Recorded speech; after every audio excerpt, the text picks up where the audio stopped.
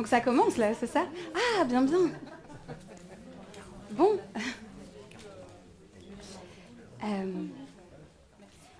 Ça commence comme ça. Quand on arrive en ville, on arrive de nulle part. On vit sans domicile, on dort dans des hangars.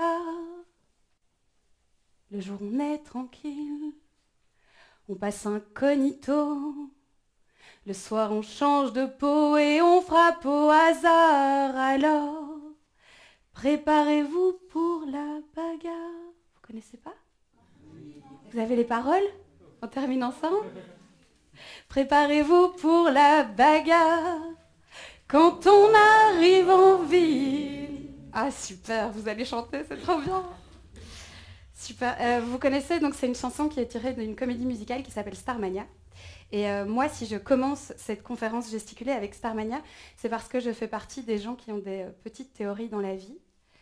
Ma petite théorie dans la vie, c'est que tout se trouve dans Starmania. C'est une croyance. Mais vous n'êtes pas là pour entendre parler de ça, et je ne suis pas venue pour ça non plus. Du coup, je me présente. Je m'appelle Sarah, j'ai 34 ans, je suis géographe et j'habite à Bruxelles. Et si je suis là ce soir, et si vous êtes là aussi, c'est pour qu'on se parle de logement. Alors, ce que je vais faire aujourd'hui, c'est que je vais un peu vous raconter comment, en fait, moi, j'en suis arrivée à penser que, oui, les villes étaient de plus en plus chères, c'était difficile de se loger et tout ça, mais qu'en fait, tout ça, ça a une origine, que le problème qu'on a, c'est la propriété privée. Voilà. Et je pense qu'en fait, si on ne remet pas en question la forme de propriété privée qu'on a aujourd'hui, on n'arrivera pas à réaliser le droit au logement, entendu comme la possibilité de se loger toutes et tous dans des conditions dignes et salubres. Voilà, ça c'est le programme. Pour faire ça, ce que je vais faire avec vous, c'est qu'on va faire mon parcours résidentiel. Ça veut dire que je vais vous emmener dans tous les endroits de Bruxelles dans lesquels moi j'ai vécu. Et puis on va un peu arriver au climax de ma vie, quoi. Parce que moi, il y a 4 ans, je me suis endettée sur les 30 prochaines années afin de devenir moi-même propriétaire de mon propre logement. Voilà. C'est donc dans ce projet paradoxal que je vous propose de voyager. Et sur la forme, ça s'appelle une conférence gesticulée. Est-ce qu'il y a des gens qui ont déjà vu des conférences gesticulées dans la salle? Les gens qui ont déjà vu, vous pouvez un peu lever la main. Super. Pour celles et ceux qui n'ont jamais vu de conférence gesticulée, une conférence gesticulée, c'est quoi? C'est un outil d'éducation populaire qui a été redéveloppé en France ces 15 dernières années. Ce qu'on va faire dans une conférence gesticulée, c'est qu'on va mélanger 2 types de savoir. Ce qu'on appelle du savoir chaud, c'est les moments où je vous parle de ma vie, c'est les moments expérientiels. Et puis ce qu'on appelle du savoir froid, et ça c'est des éléments plus théoriques qu'on va chercher un peu partout, et dans le cadre de cette conférence-ci, beaucoup dans la littérature de géographie. L'espoir, c'est que le mélange des deux, ça fasse comme la météo. Vous voyez l'idée? Front chaud, front froid. Enfin, si vous ressortez d'ici avec du tiède, c'est que j'aurais foiré mon coup. Voilà. Et alors, la conférence gesticulée, elle vient aussi dire ça. Elle vient dire, si tu n'es pas terrorisé à l'idée de prendre la parole devant des gens que tu ne connais pas, à part ça, on est tous et toutes capables de poser une analyse politique sur nos vies. Ça, c'est le programme. À partir de maintenant, si tout va bien, on en a pour 1h35, comme ça. Vous avez compris? Ça veut dire que peut-être ça ira jusqu'à 40, mais normalement, ça devrait aller. Ok, on est parti? Trop bien. Et alors, je vais boire tout ce litre d'eau dans le stress, et vous pourrez regarder tous mes magnifiques autocollants. C'est le moment placement de produit. Alors, moi, je vous l'ai dit, je vais finir par essayer de devenir propriétaire. Et je pense que ce n'est pas du tout un hasard. D'aussi loin que je me souvienne, moi, j'ai toujours voulu être propriétaire. J'ai grandi dans une maison à Ixelles, dans laquelle mes parents sont arrivés quand ils sont rentrés d'Égypte. C'est un appartement qu'on avait eu avec un bail de rénovation. Ça veut dire que quand ils sont rentrés d'Égypte, ils n'avaient pas les thunes pour habiter le type de maison qu'ils souhaitaient, dans le type de quartier qu'ils souhaitaient. Et donc, en échange de travaux importants, ils ont eu un loyer assez restreint. Le loyer restreint avec 2 parents qui payent, c'est sympa. Avec un papa qui meurt, ça commence à devenir un petit peu plus tendu. Et puis surtout, au fur et à mesure des années, on n'était plus sous le coup du bail de rénovation et les travaux devenaient vraiment difficiles à mener pour une maman solo. En fait, c'était plus de notre responsabilité. Et quand ma mère allait trouver le propriétaire pour lui dire ce qui n'allait pas, sa réponse était toujours la même. La réponse était « Si vous n'êtes pas contente, vous n'avez qu'à partir ». Partir, c'était rendu impossible pour ma mère. C'était inimaginable, ça voulait dire nous changer totalement de vie. C'est pas quelque chose qu'elle pouvait faire. Ce qu'on avait, c'était pas des problèmes incroyables, d'accord? C'est des trucs que tout un tas de personnes ont déjà rencontrés. C'est des histoires de fenêtres qui ferment pas, de fenêtres qui ferment plus, de fenêtres qu'on sait pas ouvrir. C'est des histoires de chaudières qui avaient une conception très particulière de ce que devrait être le travail d'une chaudière, avec des petits départs en grève spontanée. Et puis on avait nos chambres au sous-sol, et vous avez peut-être remarqué vous aussi que les sous-sols bruxellois n'ont pas été conçus pour accueillir des chambres au départ. Et des petits problèmes d'humidité. En fait, ce dont moi je me souviens, c'était que chaque septembre de chaque année, ma mère était très stressée. Et comme ma mère était stressée, moi j'étais stressée. Et ce qui se passait à ce moment-là, c'est que c'était la période pendant laquelle le propriétaire pouvait donner son renom, c'est-à-dire nous mettre dehors. Je ne comprenais pas bien ce qui se jouait, mais ce qu'on me racontait, enfant, c'était qu'on pouvait nous mettre dehors de chez nous parce que nous n'étions pas propriétaires. Alors, ce truc que je ressentais enfant, ce besoin de me sentir vraiment en sécurité chez moi, c'est quelque chose que vous avez sans doute déjà ressenti aussi. C'est quelque chose que des sociologues ont appelé le besoin de sécurité ontologique. Et alors, ontologique, c'est un terme qui se la pète un peu, hein, je vous l'accorde, mais qui fait référence à l'être, d'accord? C'est l'idée qu'on a tous et toutes besoin de se sentir en sécurité dans notre être. Et que le logement, ça participe de ça. Que le logement, si tout va bien, c'est quoi? C'est cet endroit dans lequel tu rentres, tu fermes la porte derrière toi, puis tu souffles, t'enlèves ton soutien-gorge, t'arrêtes de sourire. En fait, tu t'extrais des contraintes sociales. Et puis, c'est cet endroit dans lequel tu vas pouvoir dormir et dormir d'un sommeil profond. Et quand tu vas te réveiller le lendemain matin, tout sera toujours là. Les enfants que tu aimes et que tu protèges, ils seront toujours là. Et les objets dont tu as besoin pour ta survie émotionnelle ou économique, ils seront toujours là aussi. Alors finalement, on va y rester vraiment très longtemps dans ce logement, parce qu'on faisait quelque chose que le propriétaire appréciait beaucoup en début de mois. On payait le loyer. Et tandis qu'on habitait là-bas, moi je vais commencer des études de géographie à l'université, à l'ULB. Je tiens à dire que moi je viens d'une famille dans laquelle on ne m'a pas demandé ce que j'allais faire après l'école, on m'a demandé ce que j'allais étudier après l'école. Et partant de là, j'ai eu le choix du type d'études supérieures que je souhaitais mener. Et moi, j'ai voulu aller étudier la géographie. Je ne sais pas comment étaient vos cours de géo, mais moi, ça m'a passionnée, vraiment. Ce que j'ai fait à l'université, c'était ce qu'on appelle de la géographie radicale. Radicale, ça veut dire qu'il s'intéresse à l'origine, à la racine des phénomènes qu'on observe. Là-bas, moi, tu vois, on se demandait pourquoi telle activité économique se développe à tel endroit plutôt qu'à un autre endroit. Pourquoi est-ce que dans tel quartier de la ville, il y a des maisons plutôt cossues, et puis dans tel quartier de la ville, il y a des maisons qui sont plus petites, avec des façades plus étroites. Je me souviens de mon premier cours de géographie urbaine. Mon prof, qui maintenant a pris sa retraite, nous a raconté qu'à Bruxelles, il y avait des quartiers tendanciellement riches et des quartiers tendanciellement pauvres, et qu'en fait, ça a duré comme ça depuis 200 ans. Et moi, j'avais 18 ans, je connaissais aucune autre ville que Bruxelles, et j'ai compris ce jour-là pourquoi j'avais plus ou moins jamais traversé le canal, et pourquoi j'étais jamais allée à Molenbeek. Parce que quand tu grandissais à Ixelles dans ma classe sociale, tu faisais pas ça. Je vais tomber très amoureuse de la géographie, et je vais aussi tomber très amoureuse d'un géographe. C'est vraiment quelque chose qui se fait beaucoup parmi ces gens-là. Non, vraiment. C'est-à-dire qu'en fait, si vous n'avez jamais eu d'histoire d'amour avec un géographe, c'est très probablement parce que vous-même, vous n'êtes pas géographe. Et l'amour, bien sûr, l'amour, on en parle dans Starmania. Bah oui. Et si vous voulez, vous pouvez chanter avec moi. Et ça fait comme ça. Son regard a croisé mon regard comme un rayon laser. J'ai été projetée quelque part ailleurs que sur la terre. Au secours, j'ai besoin d'amour. Au secours, j'ai besoin d'amour. Vous connaissez?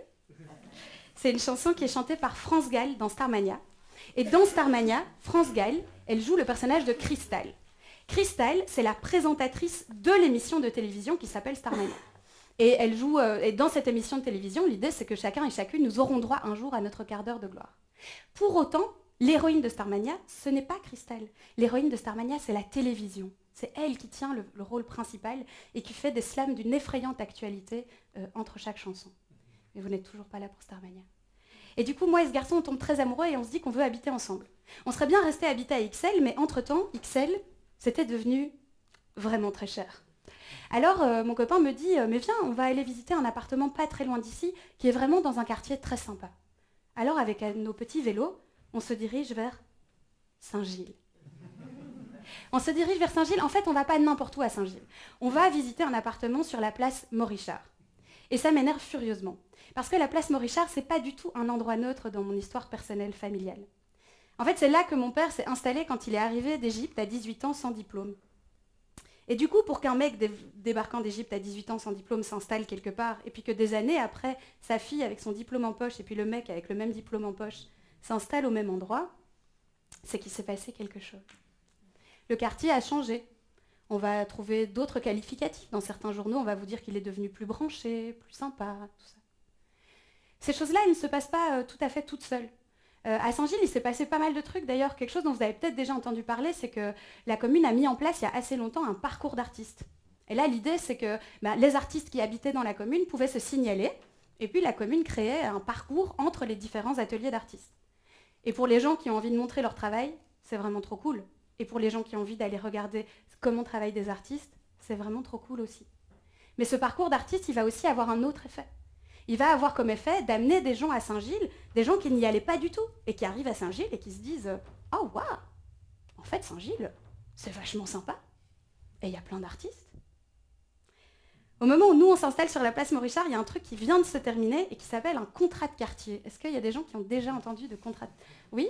Vous avez déjà... Ah oui, Alors, un contrat de quartier, si vous ne connaissez pas, c'est pas grave, vraiment, vous allez survivre. Un contrat de quartier, c'est quoi? C'est un dispositif qui a été créé par la région de Bruxelles-Capitale. On appellerait ça, en France, on appelle ça un contrat de rénovation urbaine ou quelque chose comme ça. Et donc, la région de Bruxelles-Capitale met à disposition de l'argent et les communes peuvent l'utiliser pour faire tout un tas de trucs. Rénover des espaces publics, rénover des parcs, aider des propriétaires à rénover leurs façades, soutenir certaines infrastructures, développer ou soutenir des infrastructures existantes, soutenir aussi des associations, etc. Et du coup, les contrats de quartier, ça a l'air hyper cool. Et d'ailleurs, ça charrie un vocabulaire très positif, avec lequel c'est pas toujours évident de travailler. Notamment, qu'est-ce qu'on va dire qu'on fait dans un contrat de quartier? C'est vraiment au cœur du dispositif, c'est que les contrats de quartier, ils visent à faire de la revitalisation urbaine. Et à moins d'être un dépressif militant, la vie, vous aimez ça? Au moins un petit peu. Et revitaliser, c'est trop bien. Revitaliser, c'est remettre de la vie là où il n'y en avait plus. Mais si vous êtes déjà baladé dans un quartier populaire, vous avez peut-être remarqué que la vie, ça va. La vie, elle est là. Et revitaliser, alors, ça vient dire autre chose. Ça vient dire qu'on vient soutenir d'autres types d'activités, d'autres types d'usage des espaces publics. Un peu une autre vie, disons. L'autre élément au cœur du dispositif, c'est l'amélioration et l'augmentation de la mixité sociale. Et la mixité sociale, qu'est-ce que c'est? Eh bien, c'est l'idée que si ça, c'est une ville ou une commune, il faudrait qu'il y ait de tout partout, de tous les groupes sociaux mélangés. Et ce qu'on attend de la coprésence en un même lieu des différents groupes sociaux, c'est que les gens se parlent, quoi, et qu'ils soient là, t'es riche, mais c'est pas grave.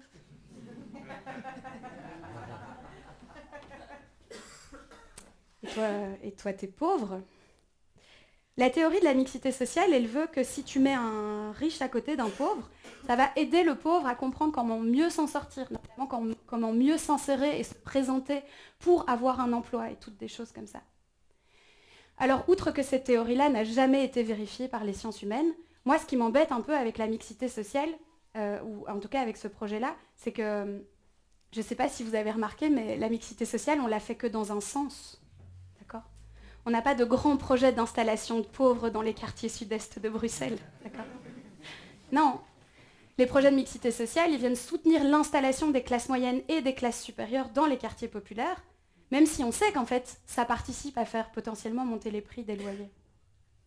Et puis, mon autre problème avec la mixité sociale, c'est que quand le projet politique devient le mélange des groupes sociaux uniquement, alors on arrête un peu de se poser la question de savoir et comprendre pourquoi, à la base, il y avait de si grandes différences entre des êtres humains.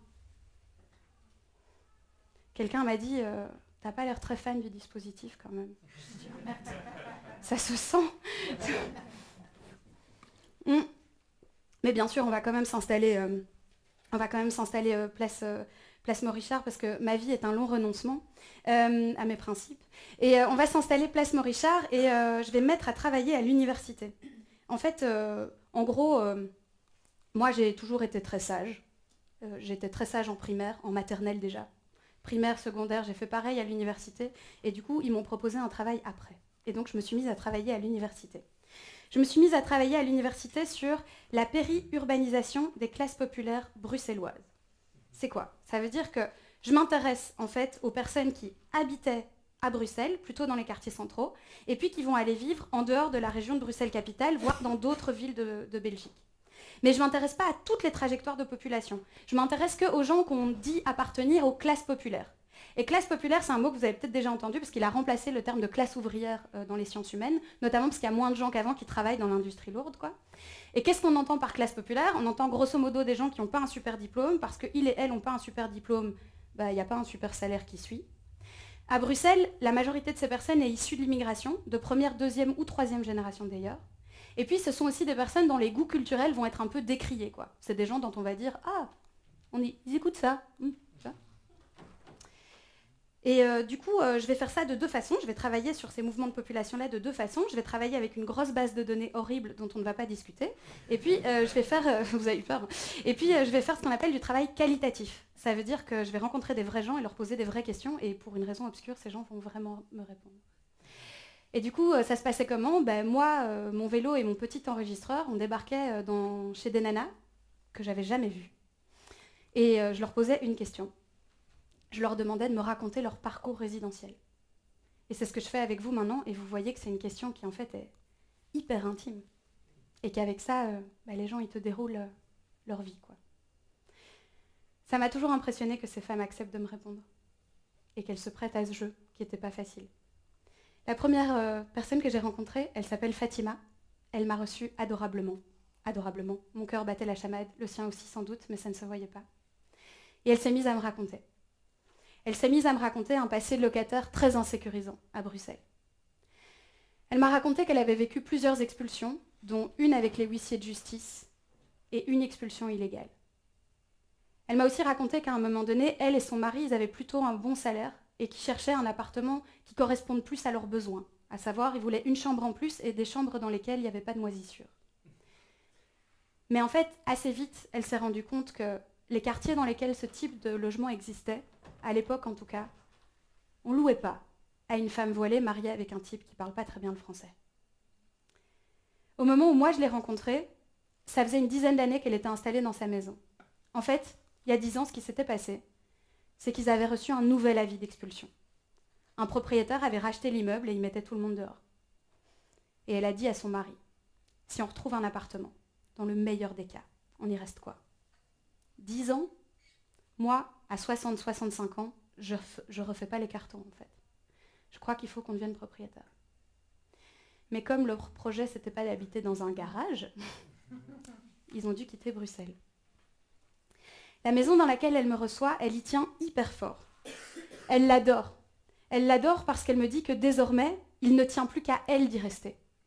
Ce qu'elle m'explique, c'est qu'elle a l'impression que plus rien ne peut venir de l'extérieur l'obliger à quitter son chez elle.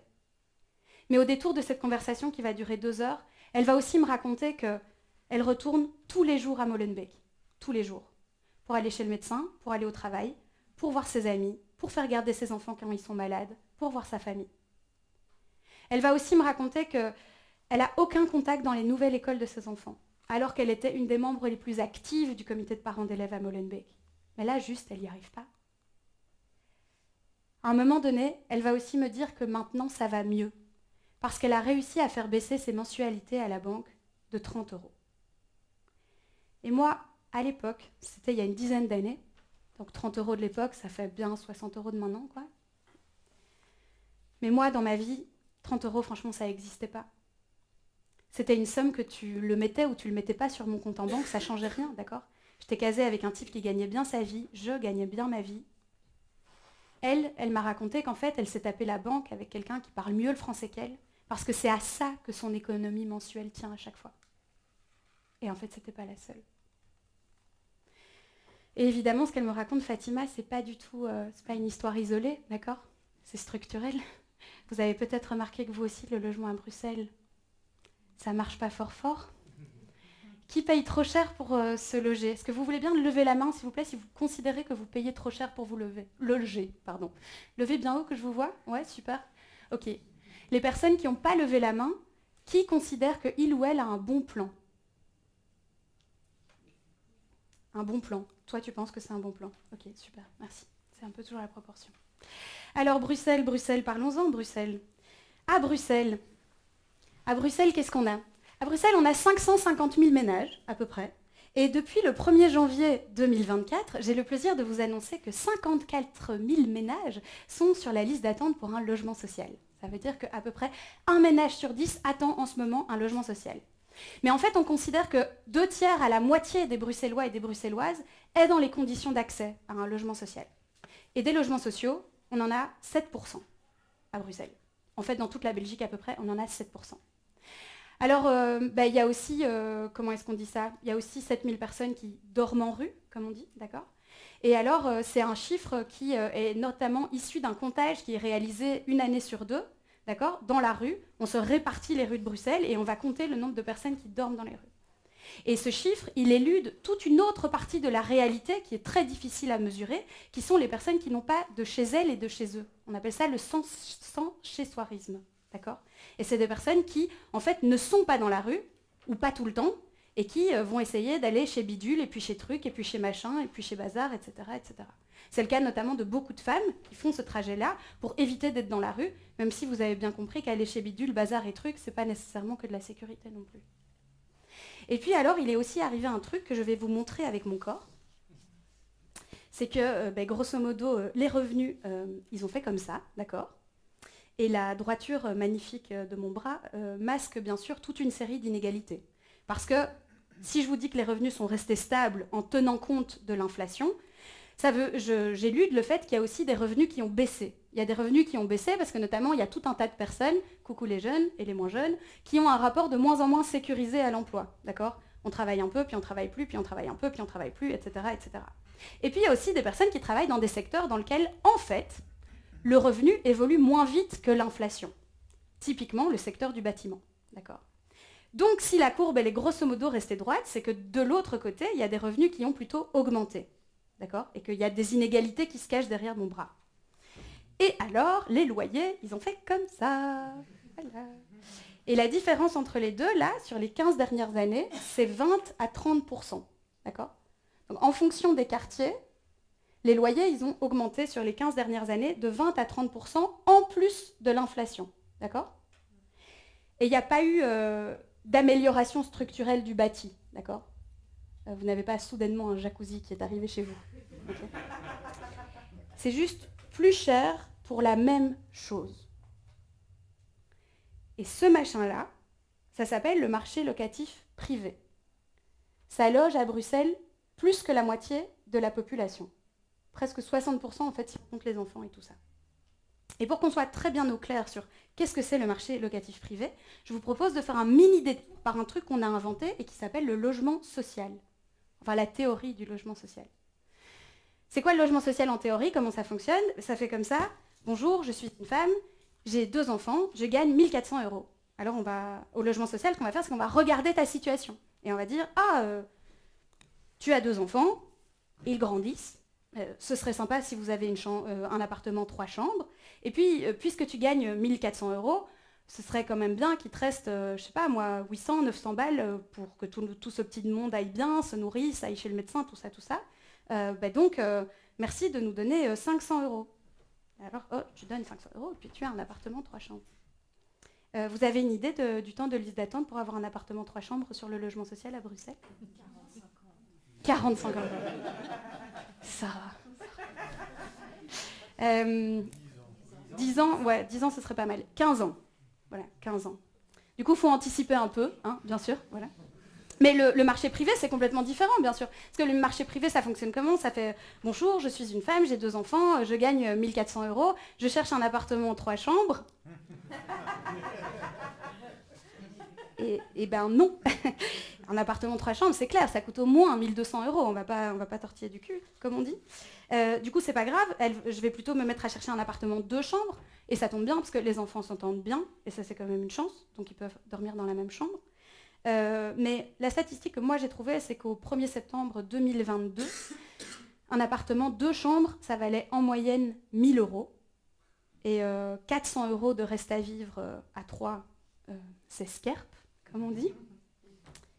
Du coup, je vais plutôt chercher un appartement 1 chambre. Et puis, moi, je peux dormir dans le salon. Ça marche bien.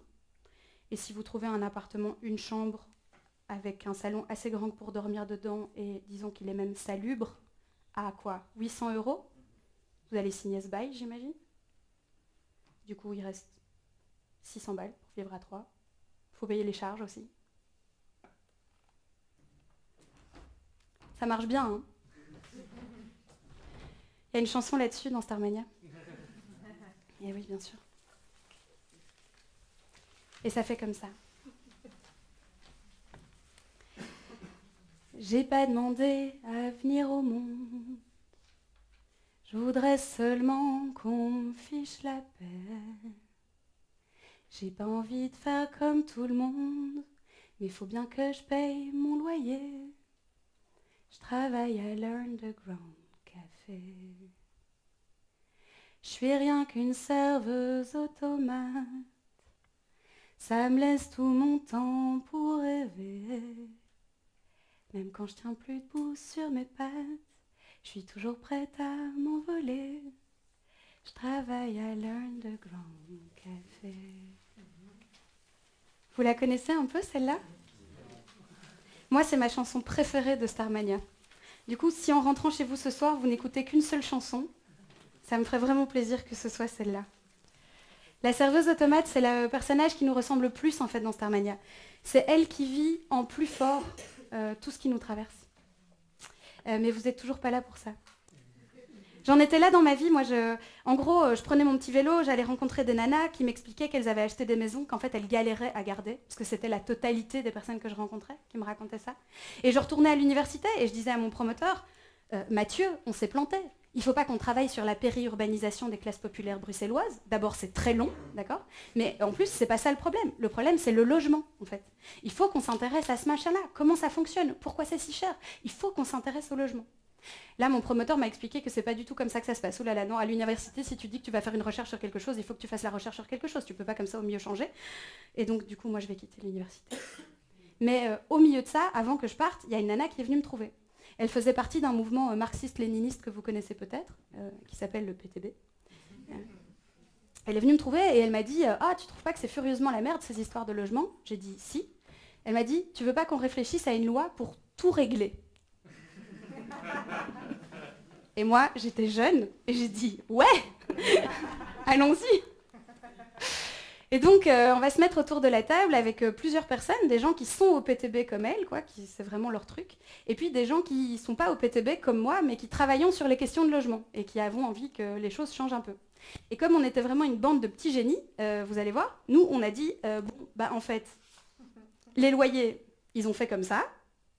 Du coup, peut-être que ce qu'il faut faire, c'est ça, vous voyez? Donc, ils ont augmenté plus vite que ton salaire, le coût de la vie, tout ça. Donc peut-être que ce qu'il faut faire, c'est qu'il faut les baisser. Donc nous, on est très contents, on vient proposer ça, et puis là, on nous dit, ouh là là là là, oh non, non, non, non, non, tu peux pas faire ça, non, tu peux pas faire ça, parce qu'en fait, c'est anticonstitutionnel. À tes souhaits. Et anticonstitutionnel, qu'est-ce que ça veut dire? Ça veut dire que quand on a créé l'État-nation de la Belgique, là, en 1830, on s'est fixé tout un tas de règles, qu'on a dit, ça c'est la Constitution, c'est ça que l'État va essayer de faire respecter. C'est un peu la base, quoi. Et notre constitution à nous, elle est tirée de la Déclaration des droits de l'homme. Et alors, je ne sais pas si vous savez ça, mais dans la Déclaration des droits de l'homme, on trouve ceci. La propriété privée est réputée sacrée et inviolable. C'est quand même du costaud. Ça se traduit comment dans notre constitution? En fait, l'État belge s'engage à protéger la propriété privée, et selon une certaine lecture, et également ses intérêts. Et toi, là, tu protèges pas la propriété privée et ses intérêts. Alors on est un peu embêté, on dit ok, d'accord, du coup, ok, c'est pas grave, regarde, si on peut pas les baisser, alors peut-être que ce qu'on peut faire, c'est qu'on peut les geler. Donc ok, l'idée c'est qu'ils ont augmenté, nanana, mais maintenant, hop, pause, stop, pause, on s'arrête, pousse, tu vois. Le gros désavantage du gel des loyers, c'est que si les loyers sont hauts, ils restent hauts. L'avantage du gel des loyers, c'est que ça te donne de l'air sur le marché immobilier, quoi. C'est-à-dire que si tu t'es installé quelque part, que tu as eu une histoire d'amour torride avec ton voisin, mais que 5 ans après, vous ne pouvez plus vous parler, tu peux déménager. Parce que les loyers n'ont pas continué à augmenter de façon totalement flippante. Mais même ça, on nous dit, ouh, non, oups, non, on ne peut pas faire ça. On ne peut pas non plus faire ça parce que le problème, et vous connaissez le problème c'est la grand-mère, d'accord? Le problème c'est la grand-mère, on connaît tous, il y a une grand-mère, elle a une maison, ses enfants sont partis, du coup elle loue le dernier étage de sa maison. Et en fait, sans ce revenu-là, la grand-mère, elle est vraiment dans la merde. Et donc le truc c'est qu'en fait, toi, si tu veux toucher au loyer, là, tu veux tuer ma grand-mère. Et a priori, non, moi je ne veux pas faire ça. Et je pense que le problème, c'est que la pension de ta grand-mère est toute pourrie. Ça, je crois, c'est le problème. Et en disant ça, bien sûr, je recollectivise la question. Mais on me dit, non, mais c'est pas qu'une histoire, c'est pas une histoire de grand-mère. En fait, c'est une histoire de Belge. Vous connaissez le Belge? Le Belge, il a un truc... Et ouais, le Belge, il a une brique dans le ventre. Le Belge, il a une brique dans le ventre. Et avant d'être une émission bizarre à la RTBF, où des gens... C'est vraiment que j'aime beaucoup. Parce que c'est joli quand même, il faut dire les choses quand même. C'est des jolies maisons que les gens te montrent, c'est des grandes maisons. Mais avant d'être cette émission bizarre où des gens te montrent des vraiment très grandes maisons, le Belge a une brique dans le ventre, ça fait référence à quoi? Ça fait référence au fait que, je vous ai dit, à Bruxelles, 60% de la population est locataire. Mais en fait, si on prend toute la Belgique, 72% des adultes sont propriétaires. 72% des adultes. Cette proportion, elle est de 60% en France et elle est de 48% en Allemagne. Et si je vous cite des chiffres, c'est pas juste pour me la péter, c'est pour vous dire que l'homme ne naît pas à 72% propriétaire de son propre logement. C'est l'histoire, c'est vraiment l'héritage, c'est un héritage historique, politique, etc. Et comment est-ce qu'on en est arrivé là, en fait? C'est quoi l'histoire? L'histoire, c'est qu'après la Deuxième Guerre mondiale, ça allait pas fort.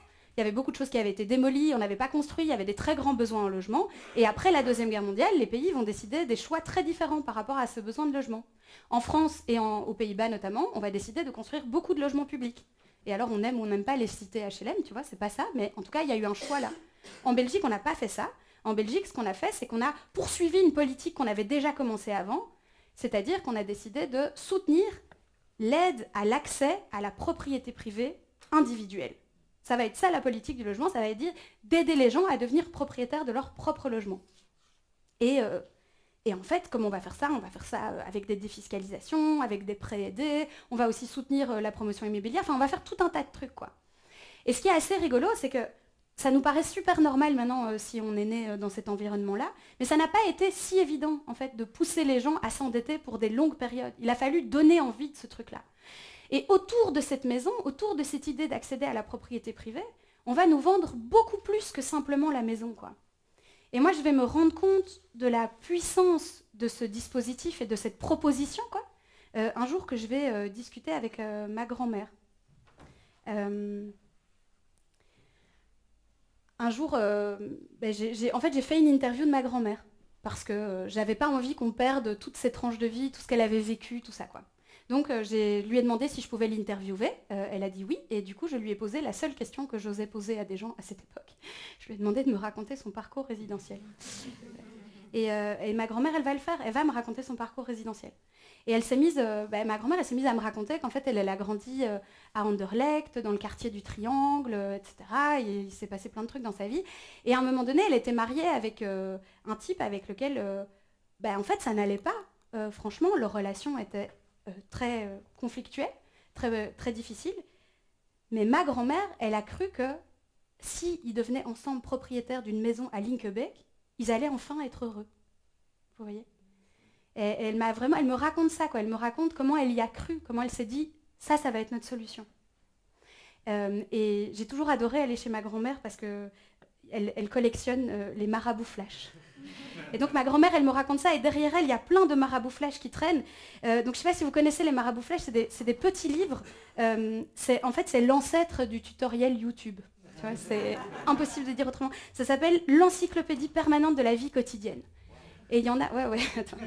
Et il y en a une quantité, mais tu n'as pas idée de la quantité qui existe. Ils ont presque tous, en tout cas tous ceux de cette époque, ont été édités et imprimés à Verviers. Donc c'est très belge, quoi, c'est mon point. Et il y en a plein sur le logement, mais pléthore, quoi, tu vois. Donc il y a par exemple j'améliore ma maison, tu vois. Et alors il y en a plein. Je rends ma maison cosy, bon bref, plein comme ça, tu vois. Alors ils sont contents tous les deux là dans leur ciel. Il y a aussi du dîner de famille au cocktail, nous recevons. Eh oui, non, mais oui. Et alors, il y a une main qui dépasse ici, tu sais pas qui c'est, peut-être c'est un parrain ou un patron, enfin tu vois, on ne sait pas. Eh oui, mais il faut bien vous rendre compte, les classes laborieuses ne recevaient pas avant, on n'avait pas l'espace pour ça, on recevait au café, c'était là qu'on donnait rendez-vous. Donc ma grand-mère, elle a une maison, elle doit recevoir, bim, ok, ça c'est fait. Je fais tout moi-même, l'électricité. Ah, voilà, trop bien. Et alors, vous voyez pas bien, mais en fait, madame tient la lampe comme ça, et monsieur répare. Les années 60, c'était pas fou. On a aussi hall et entrée, 1001 idées pour un décor accueillant. Mais ça, c'est la même chose. Qui avait des halls et des entrées dans les centres-villes, dans le quartier du Triangle, typiquement? Ma grand-mère, elle n'a pas grandi avec un hall, d'accord? Et ben, du coup, après, elle en avait un, et heureusement, il y a des solutions.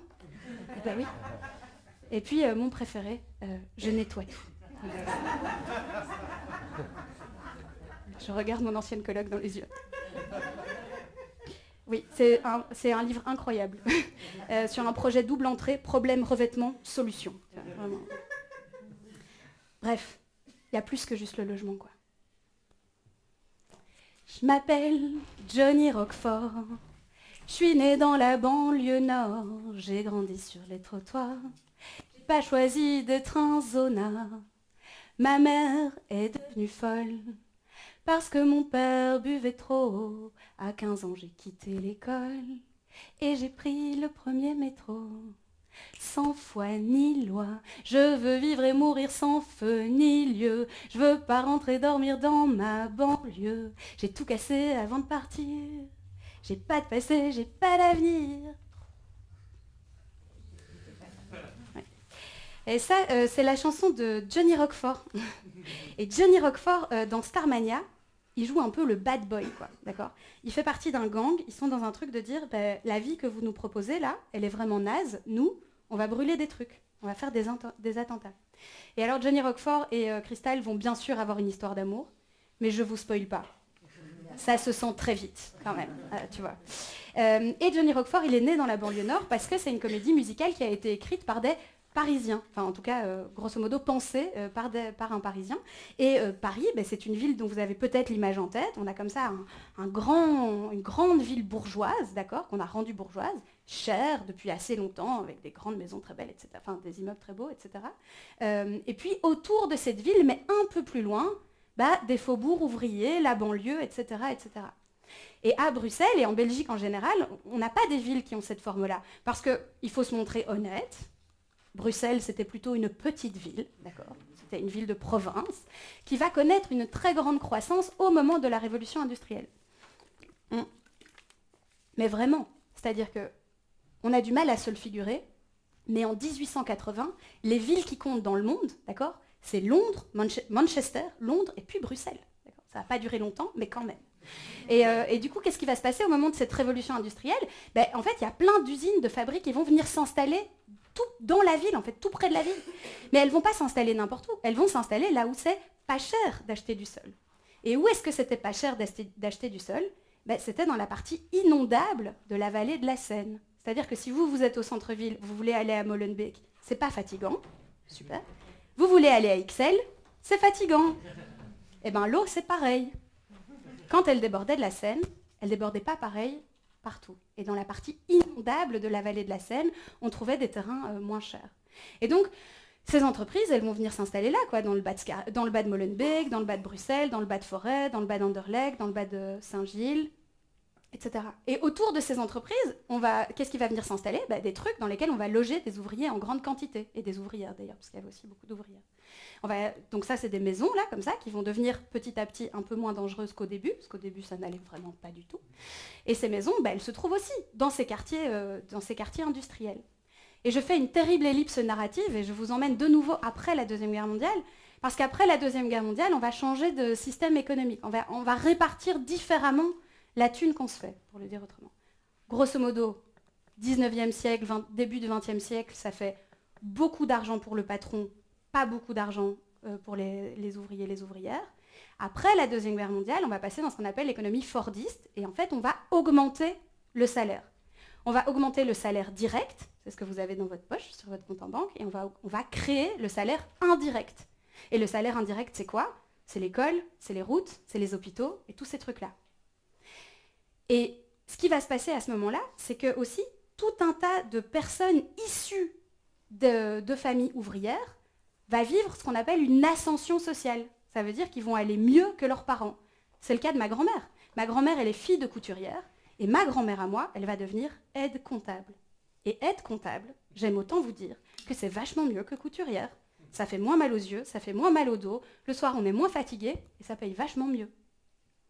Et tout un tas de personnes va vivre comme ça cette ascension sociale, et aidée par l'aide à l'accès à la propriété privée individuelle, et cette invention incroyable quand même, qui est la voiture. J'ai pas mon permis, je vous dis ça, mais quand même.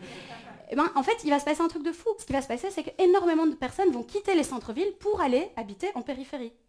Comme ma grand-mère, qui est allée habiter à Linkebeek. Et ça va changer le visage de la Belgique, mais vraiment très très fort. Et dans le même temps, il fallait quand même des gens pour faire le sale boulot dans les usines. Oui. Et du coup, l'État belge va négocier des accords d'immigration avec l'étranger. D'abord avec l'État italien, puis avec l'État grec et l'État espagnol, et puis avec l'État marocain et l'État turc, dernier accord d'immigration négocié en 1964. Et toutes ces personnes qui débarquent de l'étranger, il faut bien qu'elles dorment quelque part. Et en partie, elles vont aller s'installer dans les endroits laissés vides par ces personnes, ces Belges en ascension sociale, qui quittaient les quartiers ouvriers pour aller vivre en périphérie.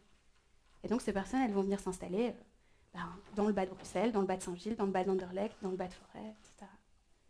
Et si je vous dis ça, c'est pas juste pour vous prouver que la géographie est une discipline maîtresse des sciences humaines, encore que. C'est pour vous dire que Molenbeek, on en parle mal, certes, mais ça fait 200 ans que ça dure. Et entre le classisme et le racisme, on ne sait pas toujours pourquoi. Et moi aussi, je vais aller m'installer dans un quartier populaire. Plus précisément, je vais quitter l'université, je vais me séparer de mon conjoint, je vais déménager et je vais recommencer à fumer. Voilà. C'était bien. D'arrêter de fumer de nouveau. Et du coup, je vais déménager, je vais aller m'installer dans le bas de Saint-Gilles. Je vais aller m'installer dans le bas de Saint-Gilles avec une super copine qui est dans la salle. Je vais aller m'installer dans le bas de Saint-Gilles. Vous voyez l'avenue Fonceny? Sur l'avenue Fonceny. Mais vraiment, tu ne peux pas faire plus sur l'avenue Fonceny que ça. Et à ce moment-là, je vais aussi changer de travail. Je vais me mettre à travailler pour une association qui s'appelle Interenvironnement Bruxelles. Et Interenvironnement Bruxelles, c'est une association que vous connaissez peut-être parce qu'ils font un journal qui est très joli, qui s'appelle le Bruxelles en mouvement et qui est intéressant dedans aussi. C'est une fédération de comités de quartier. Et du coup, ce que je vais faire pour eux, enfin, je vais travailler sur le logement. Et ça, c'est vraiment chouette. Je vais travailler sur le logement de deux façons. Le premier truc que je vais faire avec eux, c'est que je vais siéger à ce qu'on appelle le conseil consultatif du logement. Et le conseil consultatif du logement, c'est un endroit comme ça où il y a beaucoup de gens qui travaillent sur le logement, qui ont des choses à dire. Et la région de Bruxelles-Capitale, quand elle veut faire une loi sur le logement, elle nous l'envoie. Nous, on en discute, on se met d'accord et on remet un avis unanime. Voilà. Et du coup, il y a qui, par exemple, dans cet endroit? Il y a moi qui représentais une fédération de comités de quartier, il y a quelqu'un qui représentait une association de locataires, quelqu'un qui représentait le logement social, quelqu'un qui représentait l'ordre des architectes, quelqu'un qui représentait les huissiers de justice, quelqu'un qui représentait le syndicat national des propriétaires. Et tous ensemble, on devait remettre un avis unanime. L'autre truc que je faisais à IEB à ce moment-là, c'est que c'est une association qui est reconnue en éducation permanente. Et alors, si vous ne travaillez pas en éducation permanente, je ne sais pas définir ce truc en 2 minutes, donc je dis, c'est faire des choses avec des gens. Voilà. Et du coup, là, ce que je faisais à l'époque, c'est que y a une nana qui était venue nous trouver, elle tenait un guichet logement à Molenbeek, Donc ça veut dire qu'il y avait des gens qui arrivaient chez elle et qui disaient « Ah, j'ai perdu mon logement » ou « Je veux changer de logement » ou des choses comme ça, ou « Je suis occupée à me faire expulser ». Et elle cherchait des solutions avec elle et avec eux. Et avec toutes les personnes avec lesquelles elle n'a pas trouvé de solution, elle s'est dit bon, bah, en fait, moi, je vais créer un groupe dans lequel on va faire du plaidoyer politique, dans lequel d'abord on va se demander qu'est-ce qui nous arrive, pourquoi ça nous arrive à nous, et puis comment est-ce qu'on peut faire par rapport à ça. Et c'est le groupe Alarme, peut-être vous en avez entendu parler. Et là, ce qu'elle voulait faire, c'est qu'on fasse une balade. Et moi, on me catapulte sur ce truc en disant ah, tu es géographe, ça va finir par servir. Donc on a essayé de construire une balade. Je ne sais pas si moi j'ai servi, mais moi j'ai appris beaucoup de choses avec toutes ces personnes qui racontaient, en se baladant dans Anderlecht et dans Molenbeek, comment elles avaient vécu, avec papier, sans papier, toutes les difficultés qu'elles et ils avaient rencontrées. Et moi je me suis dit, ah mais c'est super, parce que tout ce que j'apprends ici, je vais pouvoir l'apporter ici. Je vais pouvoir le raconter ici. Parce qu'en fait, c'est peut-être parce qu'eux, ils ne savent pas qu'ils ne sont pas d'accord d'unanimiser les avis que moi je crois qu'il faut unanimiser. Tu vois ? Et cette trajectoire de l'information, au début, je vais y croire, et puis de moins en moins. Et puis de moins en moins, à la fin de ces réunions, c'était des réunions que j'avais en ligne, et c'est les réunions que mes colocs appelaient les réunions où Sarah hurle. Ce qui est pratique quand tu es en ligne, c'est que tu peux couper la caméra, tu peux couper le son, et puis tu peux faire... J'ai entendu des trucs qui m'ont fort énervée, disons. J'ai entendu quelqu'un qui disait les locataires sont sales. Point. Il y a aussi ce monsieur qui disait mais ces gens dont vous parlez et qui louent trop cher des bâtiments insalubres, c'est des gens qui sont bêtes. Et oui, dis donc. L'autre truc que je vais faire quand je travaillais chez eux, c'est qu'on travaille sur les grands projets urbains. Grosso modo, ça veut dire que s'il se passe un truc très très important, genre construire une tour, démolir un bâtiment, etc., ben, il faut demander un permis pour faire ce genre de choses.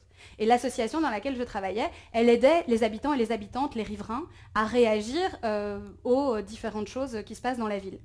Donc, grosso modo, je vais vous en parler un petit peu, mais pas trop. Mais grosso modo, comment ça se passe un lundi classique dans cette équipe de travailleurs et de travailleuses dont je ne fais plus partie. Parce que je vous fais le fil de mes déménagements, mais pas de mes démissions, c'est beaucoup trop long. Voilà. Et donc, un lundi classique, tout le monde est assis autour de la table, tout le monde croise les doigts sous sa chaise en se disant « J'espère que sur le quartier sur lequel je travaille, il n'y aura rien cette semaine. » Parce que chacun et chacune, nous étions responsables d'un morceau de la ville sur lequel il fallait être super concentré. Et donc parfois c'est quand même pour toi. Moi je travaillais à ce moment-là sur l'espace Gare du Nord, etc. Et du coup je voudrais vous parler d'un petit projet. C'est un projet que tout le monde connaît à peu près parce que c'est un projet de... Alors on appelle ça de démolition-reconstruction. Donc vous voyez les tours WTC 1 et 2 qui étaient... Voilà. Et donc par solidarité avec New York, on a décidé donc de les démolir. Elle n'est pas bien cette blague, oui mais je la garde quand même. Donc c'est un projet de démolition et puis de reconstruction, quoi. C'est un gros projet, donc le promoteur là il doit demander l'autorisation. Il doit du coup remettre deux types de documents. Un truc qui s'appelle c'est quoi? C'est le résumé du projet, la synthèse du projet. Ça c'est écrit par des architectes qui ont fait le projet. Du coup c'est très fleuri, c'est très imaginatif. Tu vois, là par exemple il disait on va faire de l'intégration verticale. À une tour. Okay, très bien. Voilà. Et puis alors, l'autre morceau, c'est un truc qui s'appelle un rapport d'incidence environnementale. Et ça, c'est un truc de ouf malade. C'est, en gros, ils doivent payer un bureau d'études pour qu'ils disent tout ce qui va changer si vous laissez le projet se faire. Tout. Au niveau des vents, au niveau de l'ombre, au niveau de la structure, du sous-sol, enfin, tu vois, à tous les niveaux, quoi. Alors là, le rapport d'incidence environnementale, il n'était pas très bien fait, honnêtement. Notamment parce qu'il disait que le projet était de nature à améliorer la flore locale parce qu'il y avait une serre au rez-de-chaussée. Bah non quand même.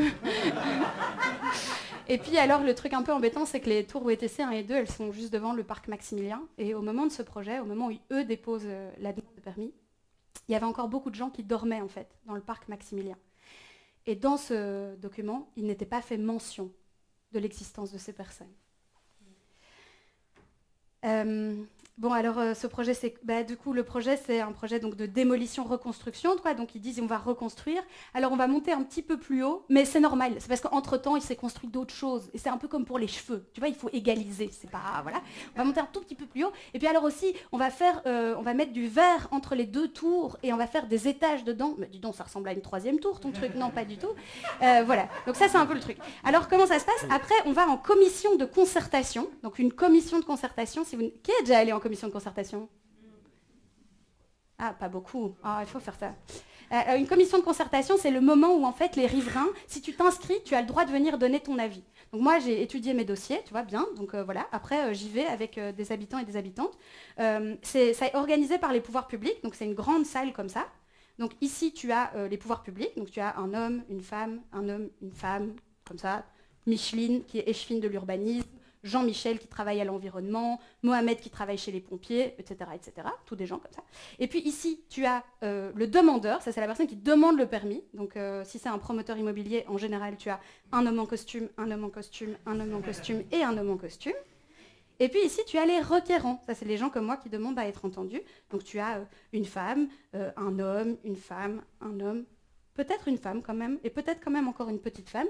Et alors, ça, c'est des gens qui sont riverains, étudiants, des gens qui travaillent pour des associations, des gens qui travaillent dans le coin, etc., etc.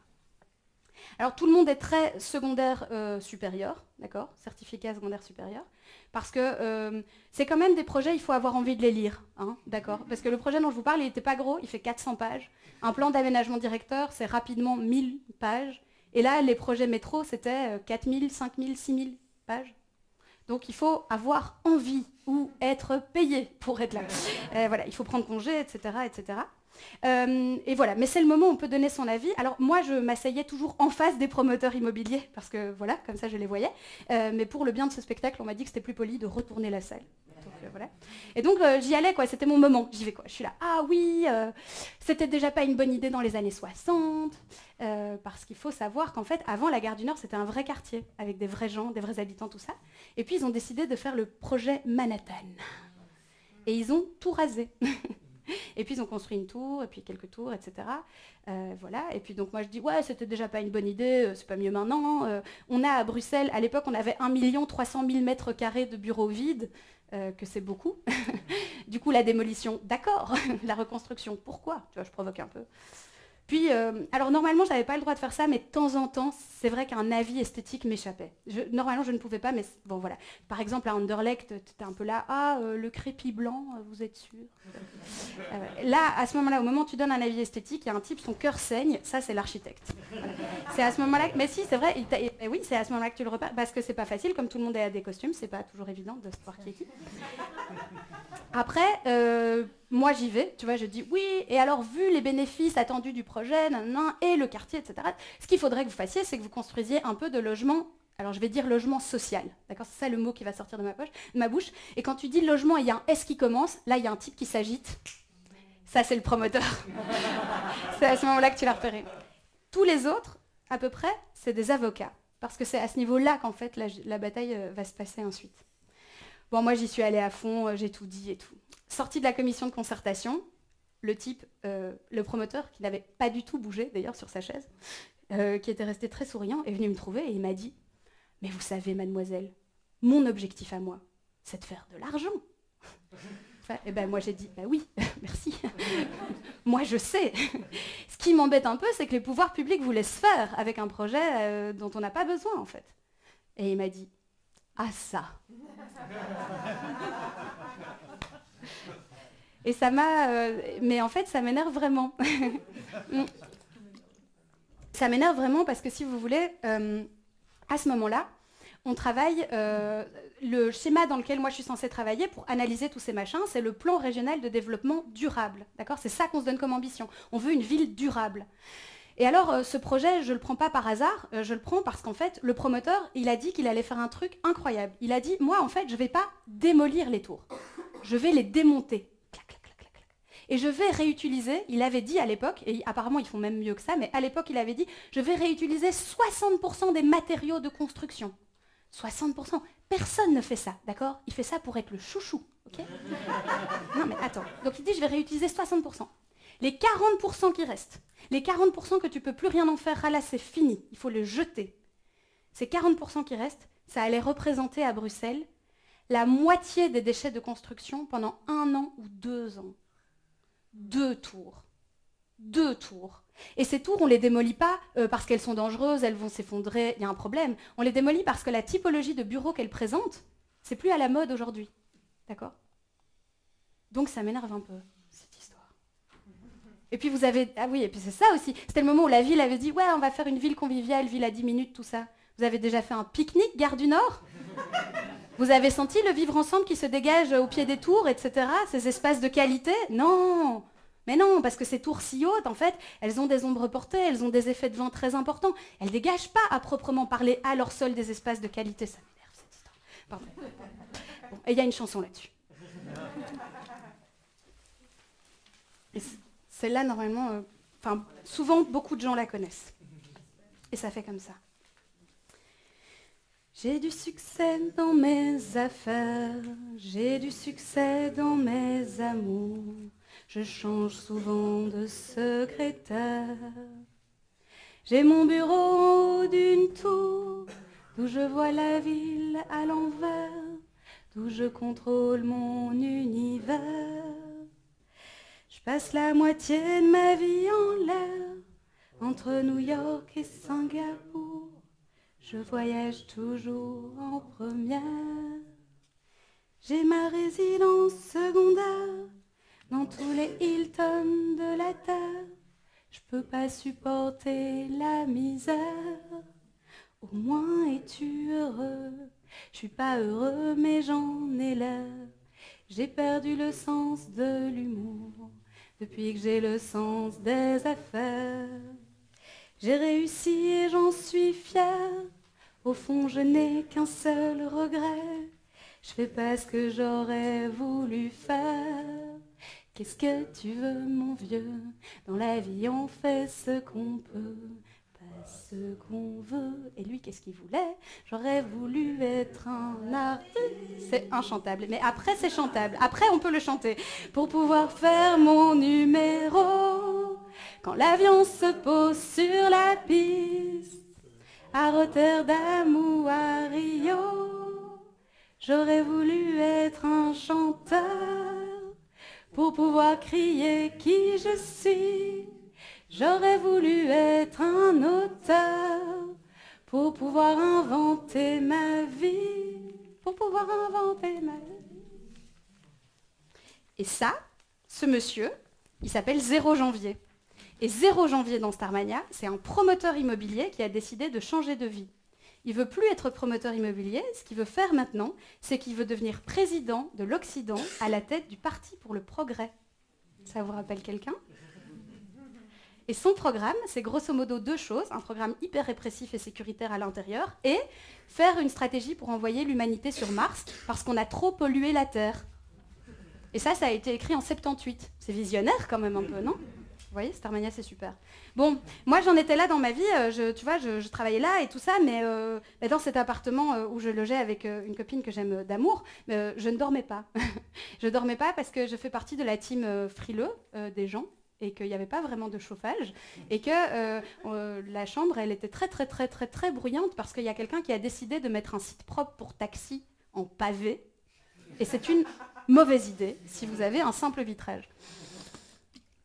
Et donc je ne dormais pas et j'ai décidé de déménager parce qu'entre-temps, il y a un copain qui est venu me trouver qui m'a dit « Ah, j'ai trouvé un appartement super cool à Scarbeck, est-ce que tu veux pas venir t'installer avec moi? On va faire une coloc. » Et ce qui était cool quand même, c'est que ce garçon était géographe, donc bon, voilà, il pouvait continuer à habiter avec un géographe. Et j'ai quand même vraiment bien fait de déménager parce que je vais rencontrer là un homme qui va changer ma vie pour toujours. Je vais rencontrer là un homme qui va changer ma vie pour toujours et c'est un monsieur qui s'appelle Monsieur Brodel. Et Monsieur Brodel, c'était mon propriétaire à Scarbeck.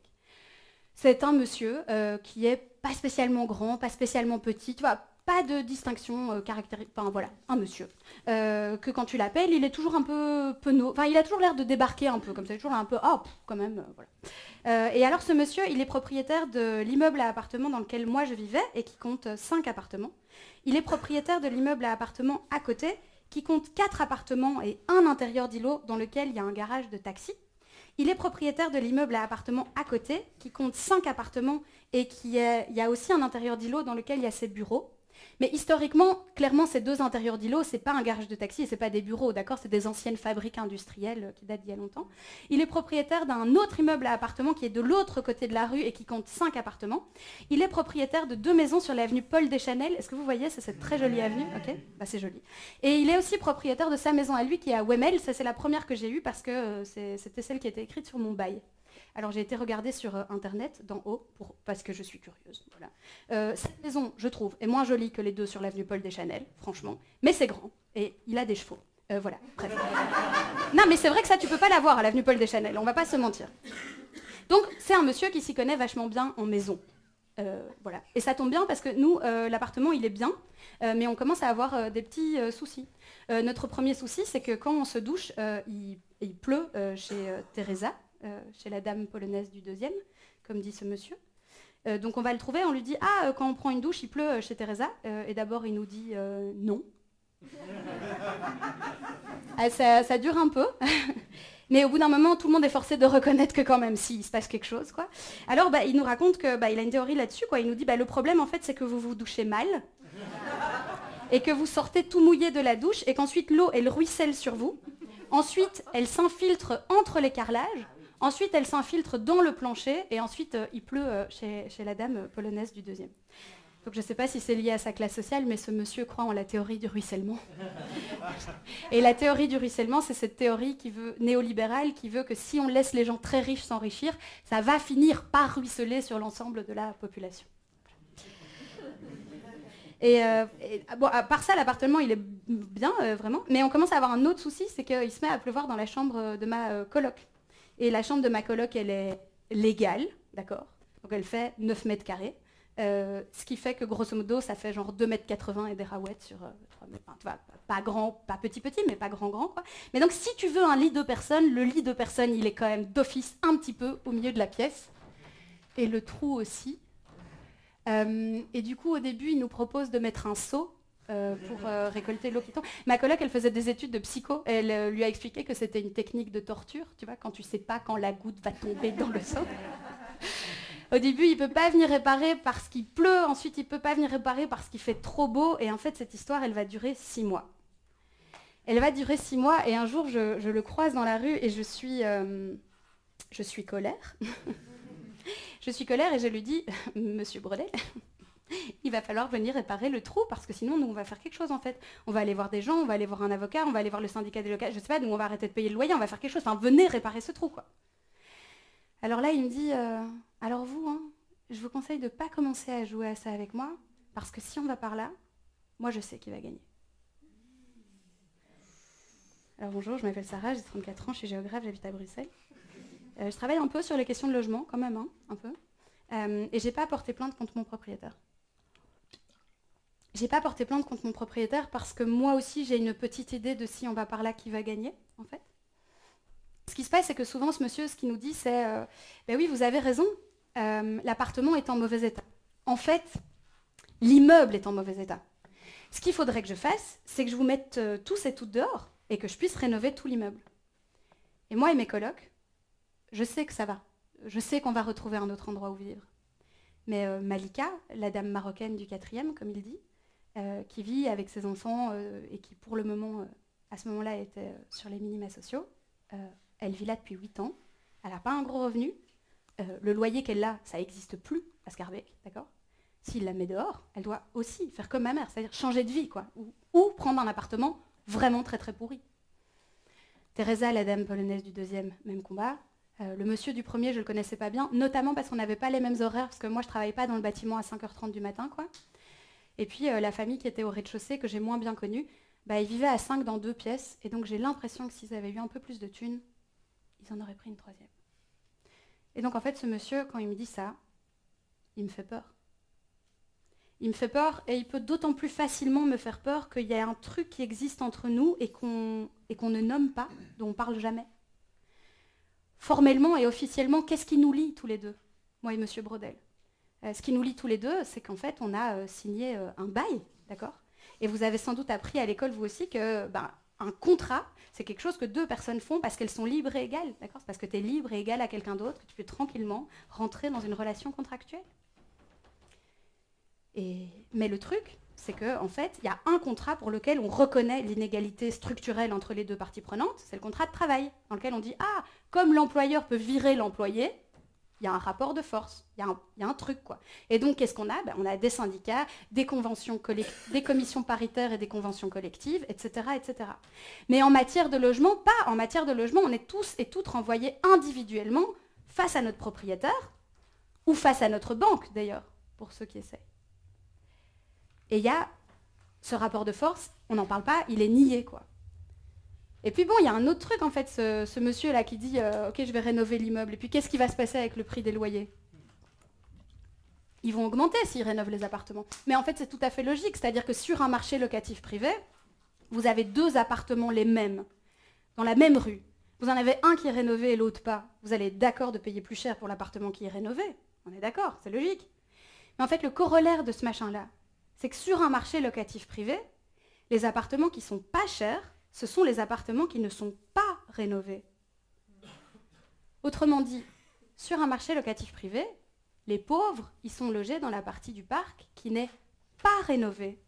Parce que leur appartement, si on le rénove, on en augmente le loyer, et du coup, c'est plus un appartement pour pauvres. Et donc le truc, c'est que quand on traite la question de la salubrité par le bout de la lorgnette comme si c'était un petit problème à la marge, fatalement, on passe à côté du truc.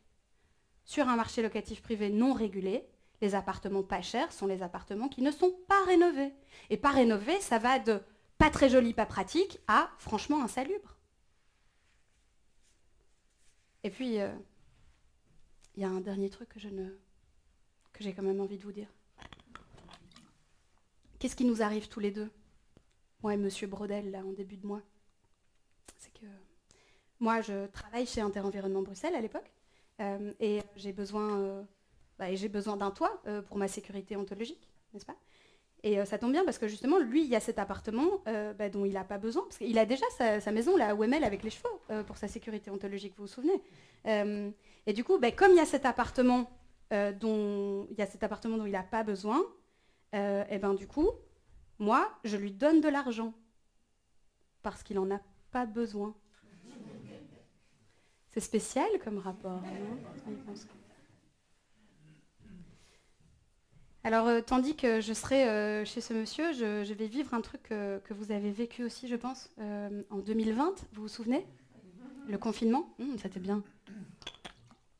Confinement, super moment, super intéressant, je trouve, parce que au confinement, moi j'ai trouvé très intéressant parce qu'il y a eu comme une espèce de révélation immédiate des conditions de vie des gens qui prennent des décisions pour les autres personnes, tu vois? Parce que soudainement, ça a été confine-toi. Confine-toi. Même si chez toi, c'est très très dangereux, d'accord?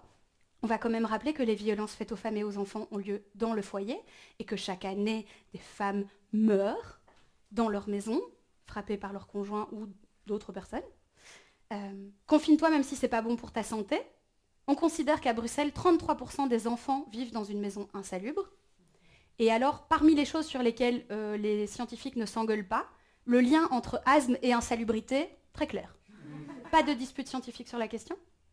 Et puis, c'était confine-toi du jour au lendemain, quoi. Tout était fermé, vous vous souvenez, les restaurants, les cafés, les marchés, enfin, le bâtiment, tous les endroits dans lesquels il y a tout un tas de personnes qui trouvent soit la totalité de leurs revenus, notamment des personnes sans papier, soit des compléments de revenus, d'accord? Tous ces endroits dans lesquels les gens peuvent trouver de la nourriture ou des revenus complémentaires, ils avaient fermé du jour au lendemain.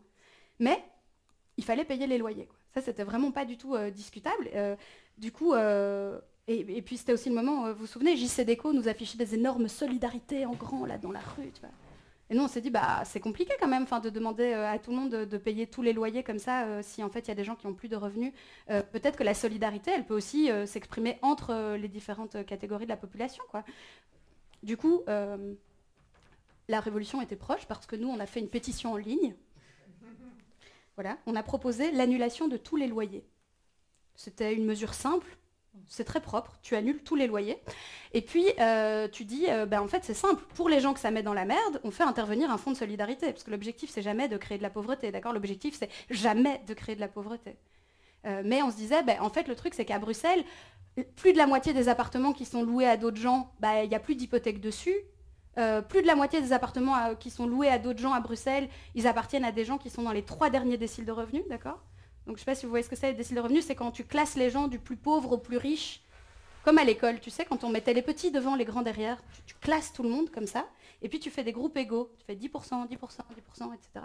Le premier décile de revenus, c'est les 10% qui gagnent le moins d'argent, et les 3 derniers déciles de revenus, c'est les 30% qui gagnent le plus. avant les loyers, hein, donc juste avec les revenus du travail, les revenus qu'on connaît, quoi.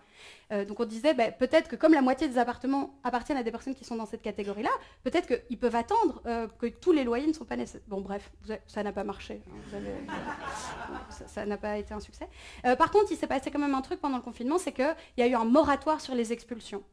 Puisque comme les gens ne pouvaient pas être dehors et qu'ils devaient être chez eux, on s'est dit, si, on a dit tiens c'est quand même pratique si ceux qui ont un chez eux ils perdent pas le chez eux, tu vois, c'est quand même pratique. Oui parce qu'il y a des gens qui étaient en rue et qui ont reçu des amendes de la police parce qu'ils n'étaient pas chez eux. Ouais. Alors j'ai joué en France et on m'a dit ouais chez nous aussi on a eu ça, j'étais là attends parce qu'à Bruxelles on a une association qui a eu le droit de distribuer des cartes à ces gens. Du coup ça a fait tu n'es pas chez toi, amende, et alors la personne elle pouvait dire non mais j'ai une carte. J'ai pas de chez moi, c'est cynique, hein, mais j'ai une carte. Ouais, mais en fait, voilà. Et donc, il y a eu ce moratoire sur les expulsions, fait que les expulsions, pendant un moment, elles n'ont plus été possibles, ce qui a rendu la loi anti-squat flottante. Et donc, il y a des copains-copines qui ont fait une campagne de réquisition solidaire et qui, au pic de la crise sanitaire, logeaient 650 personnes sans papier et sans abri. Bref, il s'est passé des choses. Après le confinement, le moratoire a pris fin. Et là, on s'est dit, merde, en fait, là, il va y avoir des expulsions. Parce qu'il y a clairement plein de gens qui n'ont pas réussi à payer leur loyer. Et du coup, avec des copains et des copines, on a créé un truc qui s'appelle le Front anti-expulsion. Et le Front anti-expulsion, c'est des gens qui font des choses. On essaye d'avoir une défense collective et une action autour des expulsions, et notamment de rendre visibles les expulsions, qui pour la plupart sont invisibles. Et du coup, je vais un peu vous parler de ça. Parce que moi, avec le Front anti-expulsion, j'ai vécu ma première expulsion domiciliaire. C'est l'expulsion d'un vieux monsieur qui s'appelle Thierry. Et Thierry, il va se faire expulser, c'est sûr. C'est pas qu'il paye pas son loyer, c'est que comme tout un tas de personnes, il paye jamais totalement son loyer. C'est-à-dire, il paye, il envoie le message à son propriétaire qui fait un truc, mais en fait, il n'arrive jamais à ce qu'il doit, et les dettes s'accumulent. Thierry va se faire expulser, c'est sûr. Et le truc aussi, c'est que c'est une personne qui a le syndrome de Diogène. Je ne sais pas si vous voyez ce que c'est. C'est des personnes qui gardent tout. Et je vous raconte ça parce que si vous n'avez jamais vu une expulsion jusqu'au bout, ça se passe comme ça. Vous voyez débarquer chez vous un huissier de justice, des policiers et des déménageurs. Le huissier de justice, il va sonner à votre porte. Si vous n'ouvrez pas, on va fracturer la porte. Et ça, vous allez devoir le payer plus tard. En fait, tout ce qui se passe pendant une expulsion, c'est à vos frais.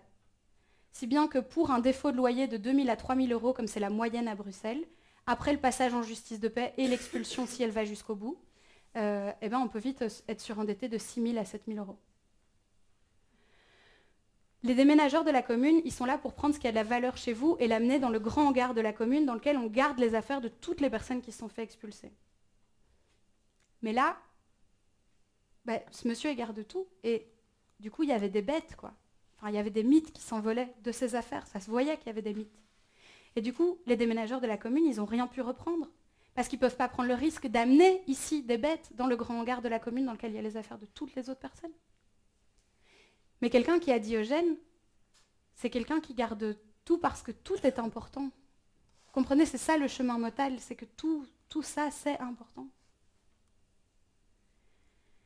Alors devant l'expulsion d'un vieux monsieur, ce qu'on peut faire comme ça, c'est qu'on peut aussi appeler le CPS et ça fait comme ça, bonjour, je suis devant l'expulsion d'une personne de 75 ans, on n'a pas de solution de relogement. Ah oui, laissez-moi regarder. Ah non, j'ai rien. Le CPS, il n'a pas d'obligation de fin, il a une obligation de moyens. J'ai regardé dans la liste si j'avais un logement libre, avec 54 000 ménages pour la liste d'attente du logement social. Alors on a aussi... on tient des permanences, on a un mail et on a un numéro de téléphone. Il est mis menacé.e d'expulsion, besoin de soutien, écrivez-nous, appelez-nous. Et comme il y a un téléphone, un numéro de téléphone, il y a un téléphone. Et quand tu as le téléphone du Front anti-expulsion, tu oscilles entre deux sentiments très forts. L'envie qu'il sonne, parce que tu sais qu'il se passe des choses dehors qui ne sont pas cool, et l'envie qu'il ne sonne jamais, parce que tu sais que ça ne va pas être un moment funky. Et maintenant, on est à deux. On a une personne qui gère le téléphone, et une personne qui gère la personne qui gère le téléphone. Et ça nous fait vraiment du bien. Un soir, j'avais le téléphone et j'étais chez mon ex. celui dont je vous ai parlé, qui est géographe, parce que je fais partie des gens qui pensent qu'on peut rester amis avec ses ex. J'étais chez mon ex et il y a un gars qui m'appelle. Et ce monsieur, en fait, on s'écrit des SMS depuis plusieurs jours, mais je ne parvenais pas à comprendre la situation dans laquelle il était. Il m'appelle et il me dit, je vais me faire expulser demain matin à 8h30, qu'est-ce qu'on peut faire? Alors à 8h30 demain, on ne peut rien faire. En fait. Légalement, c'est fini. Donc je lui dis, bah écoutez, ce qu'on peut faire, c'est qu'on peut essayer d'être nombreux et nombreuses devant votre porte, devant votre expulsion, pour essayer de s'y opposer. Là, il me dit, bah non, moi je veux pas de violence. Je dis, bah bien sûr, je comprends. Si vous voulez, ce qu'on peut faire, c'est qu'on peut appeler des copains-copines qui sont dans un truc qui s'appelle la batou, enfin, dans une grande fanfare qui est parfois en manifestation. Et alors, il et elle ont une grosse caisse claire, mais vraiment un truc énorme, quoi. Tu vois, donc moi je lui dis, on peut prendre ce truc énorme, on vient devant votre porte, c'est une opposition, mais c'est festif. Hein, tu vois. J'essaye de décrire ça. Le mec il me dit, bah non, moi je veux pas que mes voisins soient au courant, en fait. Je dis, bah oui, bien sûr. Bah, vous faites expulser à quelle heure? À 8h30, c'est ça? Écoutez, moi, ce que je peux faire, c'est que je peux peut-être venir à 8h, parce que moi, j'entends bien au téléphone que le monsieur, il n'est pas belgo-belge, et que Sarah Delette, ça marche bien, ça passe bien, pour discuter avec le huissier. Je lui dis, je peux peut-être venir à 8h. Et là, il me dit, non, parce que ma mère, ma femme et ma fille ne sont pas au courant que nous allons nous faire expulser demain.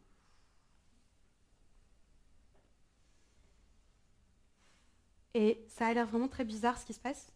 Et en fait, ce qu'on rencontre beaucoup, et ce qu'il ressent ce monsieur, en fait, c'est qu'il a honte.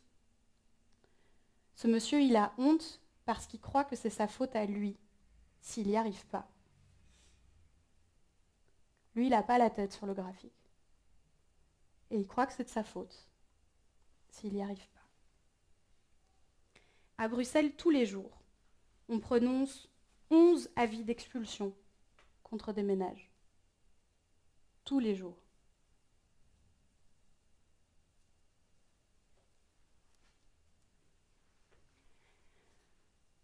J'ai la tête qui éclate, je voudrais seulement dormir, m'étendre sur l'asphalte et me laisser mourir. Stone, le monde est stone, je cherche le soleil au milieu de la nuit. Je sais pas si c'est la terre qui tourne à l'envers ou bien si c'est moi qui me fais du cinéma, qui me fait mon cinéma. Alors, si j'avais fait cette conférence gesticulée, je crois il y a 2 ou 3 ans, je me serais arrêtée ici. Parce que ce que j'ai essayé de vous montrer, plus ou moins, c'est que le logement, c'est un objet très bizarre qui remplit 2 fonctions.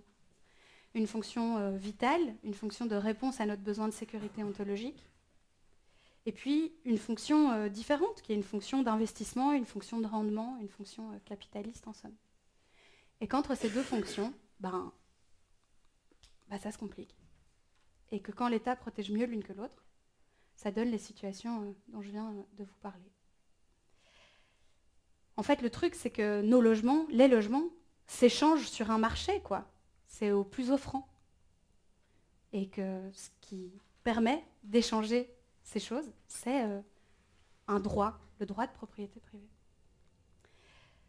Mais si je m'arrête ici, je ne vous raconte pas comment je suis devenue propriétaire, c'est pas gentil. Et il y a un dernier truc dont je voudrais vous parler. Je voudrais vous parler d'argent, mais vraiment quand il y a beaucoup, beaucoup, beaucoup, beaucoup d'argent. Et normalement, à ce stade, il reste 17 minutes. Ça va, vous tenez le coup? Ok, super. Alors, comment dire? Moi, je crois qu'à force de m'entendre dire toute mon enfance qu'il fallait devenir propriétaire, je crois que j'ai flippé. Vraiment, je crois que j'ai eu un truc comme ça, du genre, j'ai flippé, quoi. Et que je vivais vraiment dans une coloc super, quoi, vraiment avec beaucoup d'amour dedans, on s'aimait, c'était vraiment très très beau. Et puis à un moment donné, j'ai une pote qui est venue me trouver et qui m'a dit « Ah, mais en fait, moi je cherche à acheter une maison avec une copine, il nous manque une 3e personne. Je J'étais, ah ok, ça veut dire qu'il nous manque de l'argent. Si vous avez il nous manque une troisième personne, est-ce que tu veux pas viens visiter la maison quoi. Moi je suis allée visiter la maison, le soir je suis allée boire un verre dans un bar au centre-ville qui s'appelle le Booze and Blues, vous connaissez ce bar? C'est un bar. Le fait notoire qui compte, c'est que sur le comptoir, il y a une boîte. C'est Madame Irma qui donne ton avenir. Moi j'ai mis 20 centimes dans la boîte, la flèche a tourné, elle a mis bonheur dans la maison. Moi j'ai appelé ma pote et j'ai fait, ok c'est bon, j'y vais. Ce genre de décision réfléchie, tu vois. Voilà.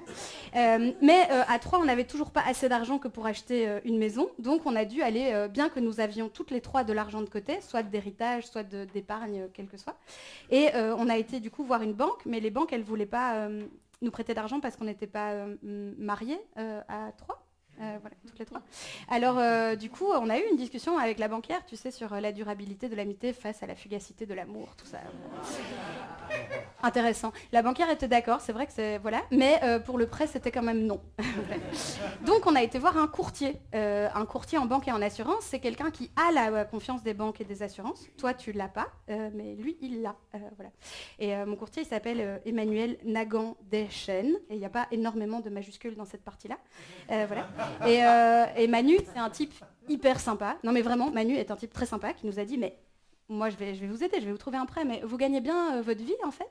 Et nous on a dit ouais, parce qu'on gagnait toutes les 3 minimum 1500 € et maximum 1650. Voilà. Et il nous a dit, ah mais non, ça c'est pas du tout un bon salaire et tout. Et puis moi je suis montée sur mes grands chevaux, mais à vitesse VV prime, quoi. J'étais, quoi? C'est pas un bon salaire? Tu sais c'est quoi un salaire médian bruxellois pour les femmes? Et là les filles elles m'ont regardé en mode, ta gueule. Et moi j'ai fermé ma gueule. Et pour moi la banque c'était ça.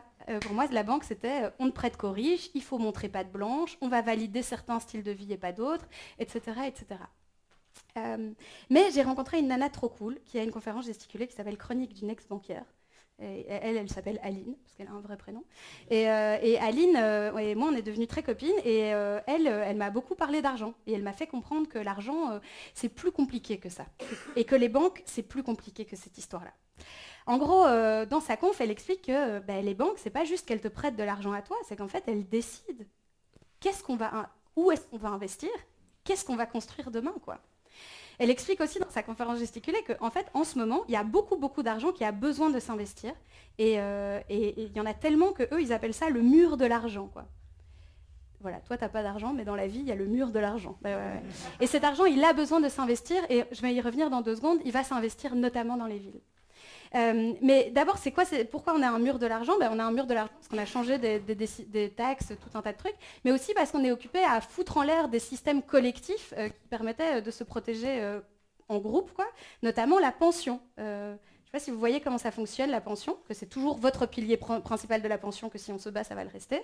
La pension, attention, révolutionnaire, idée incroyable, ça fonctionne comme ça. Vous avez des gens qui travaillent. Ces gens qui travaillent et qui créent de la richesse et tout ça, en fait, on va utiliser une partie de la richesse qu'ils créent pour payer pour les gens qui ne travaillent pas encore parce que c'est des enfants et qu'on a rendu le travail des enfants illégal, d'accord? Et les gens qui ne travaillent plus parce qu'ils sont vieux. Et c'est la pension. Ça s'appelle la pension par répartition, d'accord? Oh, de la richesse et on la répartit. Incroyable. Mais de plus en plus, on vous pousse à passer à la pension par capitalisation. Et ça, c'est quoi l'idée? C'est qu'on prend un peu de ton argent, de ton salaire, et puis on va le mettre dans un fonds de pension. D'accord? Et là, il y a un type, son travail, c'est de placer cet argent pour que quand toi, tu arrives à la pension, minimum, il n'ait pas perdu de sa valeur, et dans le meilleur des cas, même, ça ait augmenté. Et je trouve ça assez rigolo, cette histoire de pension, parce que, en fait, à force de dire qu'on est occupé à perdre notre pension, il y a tout un tas de personnes qui viennent me voir après la conf et qui me disent « Ouais, mais moi, en fait, j'ai acheté un appartement parce que j'ai envie d'être en sécurité quand je serai vieux, quoi. » Et je comprends trop qu'on ait envie d'être en sécurité, tu vois, quand on est vieux et tout. Mais ce truc aussi, il nous amène en fait à réindividualiser des questions de protection collective. Et par définition, si chacun doit acheter un appartement pour le louer à quelqu'un d'autre pour être en sécurité, à la fin, il y a des gens qui ne sont pas en sécurité. Par définition, c'est un système inégalitaire. Mais ce qui m'intéresse aussi avec cette histoire de fonds de pension, c'est qu'il y a un géographe génial qui s'appelle David Harvey. Il est vraiment génial. C'était mon mot de passe quand j'étais étudiante en géographie. I love David Harvey. Ce géographe génial, il a montré comment cet argent qui a besoin de s'investir, il vient en fait foutre un peu le bordel sur le marché immobilier. Il a appelé ça le spatial fix. Et fixe en anglais, ça veut dire fixe comme fixation et fixe comme solution. Et en gros, ce qui montre, c'est que pendant les crises économiques, les crises boursières surtout, il y a une partie de l'argent qui vient et qui cherche à s'investir dans le sol des villes. Ils cherchent à se fixer, à trouver une solution dans le sol des villes. Et ça, c'est un truc qu'on a vraiment vu après 2008. Après la crise financière de 2008, les prix des logements dans les villes du nord de l'Europe et de l'Amérique, ils ont vraiment beaucoup augmenté. Je suis désolée, je me rends compte que j'ai vraiment un peu de retard. Je vais mettre 1h45. Non, mais je suis vraiment désolée. Merci, Sarah, c'est rangé. Donc vous avez compris, j'ai ma meilleure amie dans la salle, pratique. Hyper objective.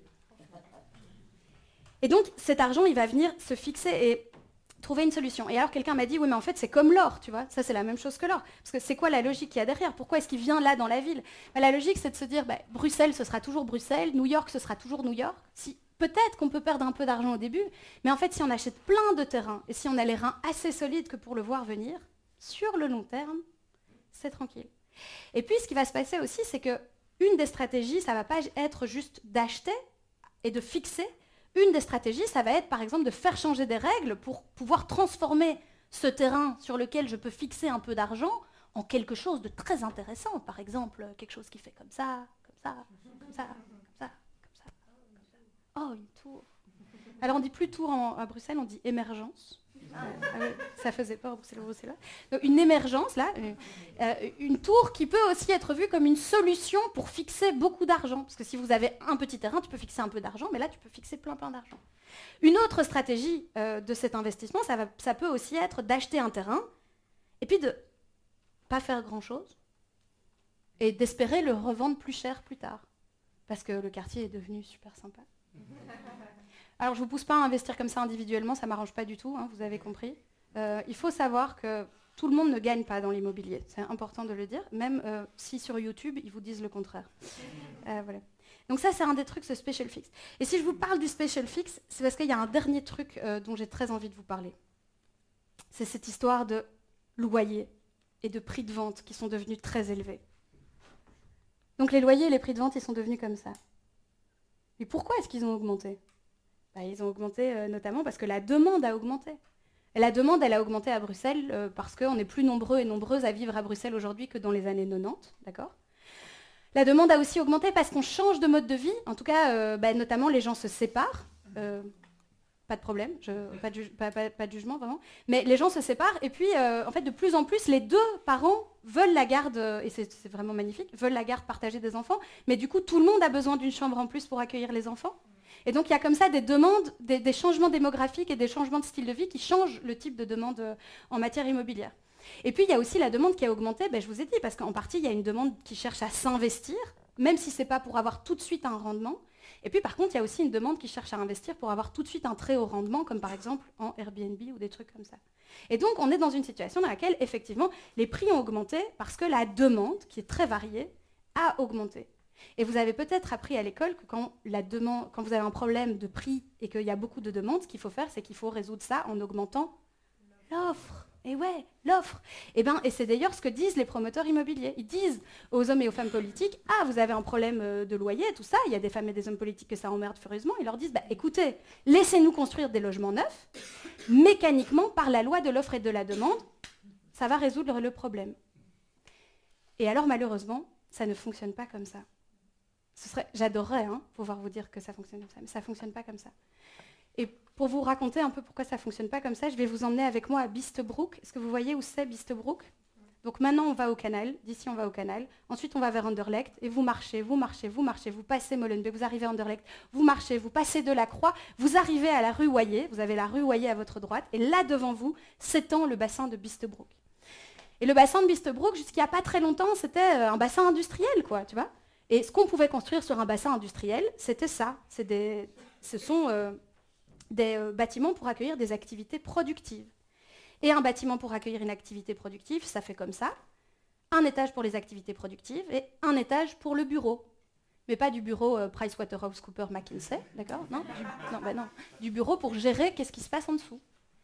Mais comme on a un problème d'offre et de demande, tout ça, les pouvoirs publics ont dit, ok, si tu construis un étage d'activité productive, tu peux construire 5 étages de logement. Et alors, on a notre premier promoteur qui avait déjà acheté des terrains là-bas. C'est normal, c'est son travail. Il arrive, il fait son projet, et il dit « Oh là là, le sol est très pollué par ici quand même. » Tu m'étonnes, ça fait 200 ans qu'on fait de l'industrie, mais passons. Si vous ne nous laissez pas construire 8 étages, nous, on ne rentre pas dans nos frais, ça ne le fait pas, nanana. Les pouvoirs publics, ils vont dire « Ok, 5, 8, vas-y, nous, on veut du logement, vas-y. » Vas-y. Et là, il vient de se passer un truc. Soudainement, le sol qui se trouve autour de cette parcelle, il ne vaut plus le prix d'un sol sur lequel on peut construire un étage d'activité productive et un étage de bureau, comme c'était le cas il y a quelques mois. Il ne vaut plus non plus le prix d'un sol sur lequel on peut construire un étage d'activité productive et 5 étages de logement, comme c'est la règle. Non, le super pouvoir du sol, c'est qu'il va absorber la rentabilité potentielle maximale. Selon la logique bien connue, on lui a dit oui à lui, on va me dire oui à moi. Et mon deuxième promoteur qui arrive, qui a acheté le sol à ce prix-là, vous comprenez bien que s'il se borne à construire 8 étages, il va faire moins de thunes que le précédent. Et en fait, il ne peut pas faire ça. Il ne peut pas faire ça parce que ce sont deux acteurs capitalistes en compétition, qu'éventuellement ils sont cotés en bourse, qu'éventuellement ils doivent lever des fonds sur des marchés boursiers. Bref, mon deuxième promoteur, il n'a presque pas le choix que d'aller voir les pouvoirs publics et de leur dire « Moi, j'ai besoin de construire plus haut, ou j'ai besoin de construire des choses que je vais pouvoir vendre plus cher. Je peux peut-être aussi, par exemple, faire une marina devant. » Et en fait, ce qui est occupé à se passer en ce moment à Beeston, c'est qu'on est occupé à construire du logement et qu'en même temps, le prix de ce logement est occupé à augmenter. Mais pour autant, moi, je ne fais pas partie de la catégorie des gens qui pensent qu'il ne faut pas construire. Moi, je fais partie de la catégorie des gens qui pensent qu'il faut construire des nouveaux logements, parce qu'on a besoin de logements. D'ailleurs, ça se voit, il y a beaucoup de gens... Enfin, voilà, on a besoin de logements.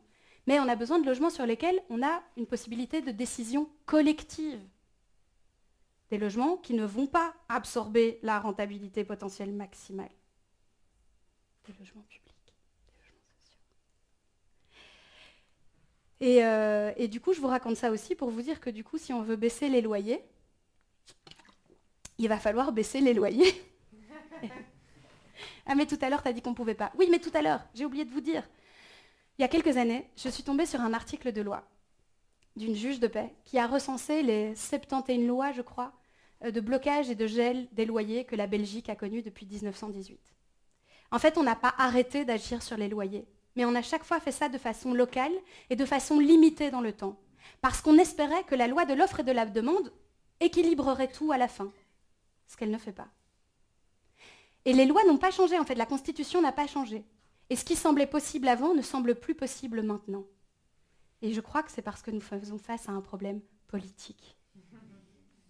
Et vous sentez qu'on glisse vers la conclusion. Alors, je ne vous ai pas dit où j'ai acheté, c'est pas poli. C'est simple. Elles habitaient à Saint-Gilles, moi j'habitais à Scarbeck, qu'on a donc acheté à Molenbeek, voilà, près d'un nouveau contrat de quartier. Et j'ai très envie de vous dire que tout est parfait, j'ai trouvé mon paradis individuel, mais ce n'est pas du tout le cas. Pour plein de raisons, je pense que moi, comme tout un tas de personnes, je vais peut-être pas être endettée pendant 30 ans, mais j'aurai remboursé beaucoup d'intérêts à la banque. Elle va être très contente, ma banque. Apparemment, la moitié des Belges qui s'endettent pour 7 ans, en fait. Et puis ils s'endettent sur un autre bâtiment, et puis sur un autre bâtiment, et puis sur un autre bâtiment. Et pendant tout ce temps, ils vont vous dire qu'ils sont propriétaires. Et je crois que du coup, pendant tout ce temps, ils vont adopter des réflexes qui ne sont pas dans leur intérêt objectif. Ils vont adopter des réflexes de ne pas vouloir que les loyers soient limités, alors qu'en fait, c'est aussi parce que les loyers peuvent augmenter que les prix de vente augmentent. Moi, je voulais vous parler du logement parce que je trouve que souvent, on en parle mal. Je trouve que ça se voit dans la presse. On parle du logement dans 2 types de pages. Les pages IMO, où investir, comment défiscaliser, etc. Et puis les pages misérabilistes. La petite Sandra n'a plus de logement parce qu'il a explosé. Et je suis très triste pour Sandra. Mais je crois que la question, elle n'est pas là. Je crois que la question, c'est 54 000 ménages sur la liste d'attente pour le logement social. Qu'est-ce qu'on fait? 30% d'augmentation des loyers dans certains quartiers. Qu'est-ce qu'on fait? Et que ça, c'est dans les pages société et dans les pages politiques que ça se dessine. À la fin, d'habitude, j'avais envie de parler pendant des heures parce que ça ne va pas du tout. Je vous ai déjà parlé pendant 1h35, vous en avez marre. Moi aussi, je trouve que c'est long. Et je me dis, il faut que je cale encore plein d'arguments pour qu'ils sortent d'ici et qu'on soit tous convaincus du même truc. Mais ce n'est pas comme ça que ça marche. Moi, je suis sûre que de façon collective, on peut faire des choses incroyables. Et je ne sais pas comment vous transmettre cette conviction qu'on peut faire beaucoup mieux. Mais en tout cas, il y a des choses auxquelles je crois. Je crois qu'il faut qu'on travaille à ce que ce sol-là, il nous appartienne collectivement pendant vraiment très longtemps. Et qu'il y a des choses qui existent pour ça. Le logement social, le Community Land Trust, des coopératives avec des objectifs non spéculatifs. Tout un tas de trucs existent.